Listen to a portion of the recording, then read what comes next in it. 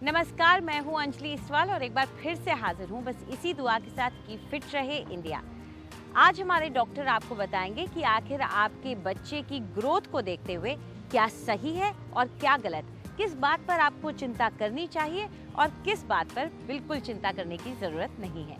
सभी पेरेंट्स को ये बताना चाहूँगा कि बच्चों के पैदा होने के बाद उनकी हड्डियों की बनावट में और शरीर की शेप में, पाँवों की शेप में, बाजुओं की शेप में रिमॉडलिंग होती है और ये रिमॉडलिंग कई बरस तक होती है।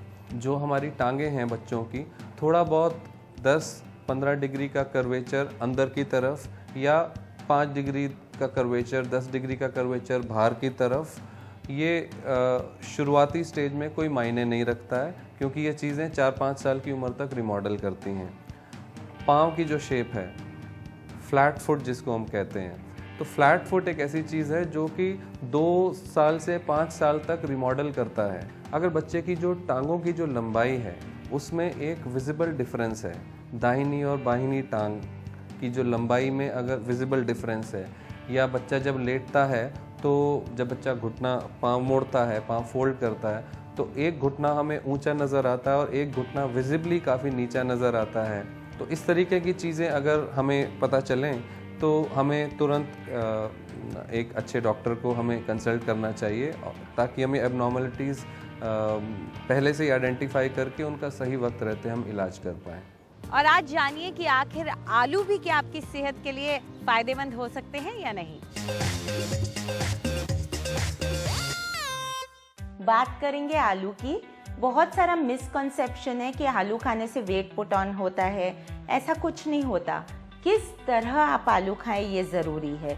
अगर आप आलू की टिक्की बना के खाते हैं या आलू को फ्राई करके फ्रेंच फ्राइज बना के खाते हैं, ऑब्वियसली आपका वेट गेन होगा।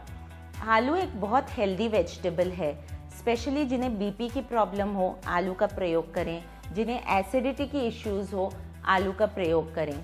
आलू में बहुत अच्छे फाइबर पाए जाते हैं, तो आलू की स्किन में स्पेसिफिकली। तो अगर आप आलू की सब्ज़ी भी बना रहे हैं तो आलू को स्किन के साथ बनाने की कोशिश करिए। जिनको डाइजेशन प्रॉब्लम्स है या डाइजेस्टिव ट्रैक्ट में इन्फ्लेमेशन है, आलू को या तो बॉईल करके उसका पानी पीने से ठीक होते हैं, या आलू को जस्ट पानी में सोक करके, ग्रेट करके सोक करके उसका पानी पीने से भी बड़ा आराम मिलता है। इसमें बहुत अच्छी क्वालिटी के फाइटोन्यूट्रिएंट्स भी हैं जो काफ़ी डिजीज़ से फाइट करके उन्हें आपकी बॉडी को प्रोटेक्ट करते हैं। तो आलू से एकदम नहीं डरें, उसका प्रयोग करें, सही तरीके से उसका प्रयोग करें। ये आपकी बॉडी को बहुत ही एनहांस करता है। आज हमारी योगा एक्सपर्ट आपको सिखा रही हैं हॉर्स पोज यानी कि वत्यासन।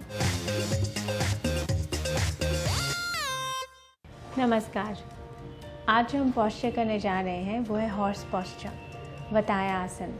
वताया आसन के बहुत बेनिफिट्स हैं। सबसे पहले ये कि ये बिगिनर्स लेवल में नहीं है, ये थोड़ा एडवांस लेवल पॉस्चर है क्योंकि इसमें आपको बैलेंस अपने नीज़ पे करना पड़ता है। और इस पॉस्चर से आपके hip alignment, hip joints, arthritis pains, उनसे सब में हेल्प मिलती है। उसके अलावा आपको अगर हिप रीजन में क्रैम्पिंग बहुत फील होती है, उसके लिए आसन बेनिफिशियल है। तो अब हम देखेंगे ये आसन कैसे करते हैं। सबसे पहले आप सुखासन से शुरू करेंगे। उसके बाद आप अपनी जो राइट फुट है वो लेफ़्ट थाई के ऊपर लेके आएंगे, हाफ लोटस में, पद्मासना, हाफ पद्मासना। यहाँ से आप अपना बैलेंस मेंटेन करते हुए अपने नीज़ के ऊपर आके खड़े रहेंगे। आपकी जो लेफ़्ट फुट है वो ज़मीन पर ही रहेगी और राइट फुट ऊपर रहेगी।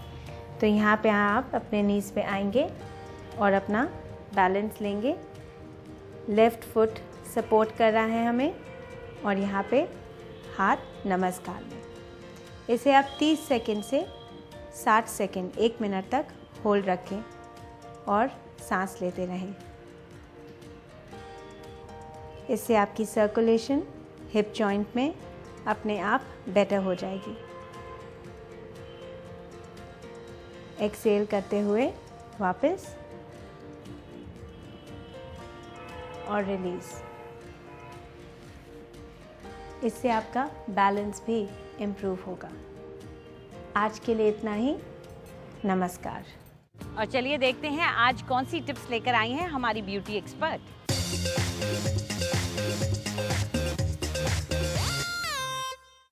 आज हम बात करेंगे इचिंग के बारे में, यानी कि वो इचिंग जो अक्सर ड्राइनेस की वजह से हो जाती है और वो भी डेंगू के दरमियान। Beauty and natural remedies interconnected हैं, लेकिन स्किन एक सीरियस प्रॉब्लम भी हो सकती है और इन सीरियस प्रॉब्लम्स को समाधान ढूंढने के लिए मैं आपकी मदद कर रही हूँ।